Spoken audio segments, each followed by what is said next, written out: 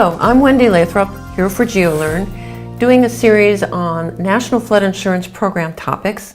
This one is one in a continuing series that we started as an alphabetical series. This would be R for Resiliency, but its alternative title is Planning for and Recovering from Flood Disasters.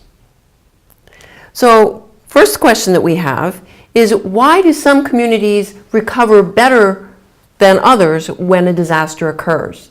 Is it because they are planning to rely entirely on government aid at the end of the disaster to get back on their feet?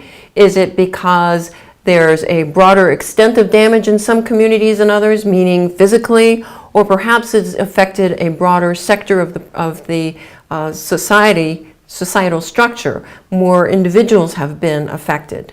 Is it just because they haven't done any advanced planning? If you don't plan ahead of time in advance of an emergency, then you only can make decisions during the time of crisis, which is not when your decision-making faculties are going to be best around you. So when we're talking about being able to recover from a disaster, we use the term resilience. And that term has a lot of different factors to it. It has a physical sense to it, and then it has a social aspect to it as well. The first one, in terms of the definition relating to physics, is to return to its original configuration or shape. After being bent, compressed, stretched, mashed, all of those kinds of things. That's the physical aspect of being resilient. We can think of a ball bouncing back after you've crushed it. That's resiliency. But it's also about a community returning to somewhat of its same functioning as before a disaster.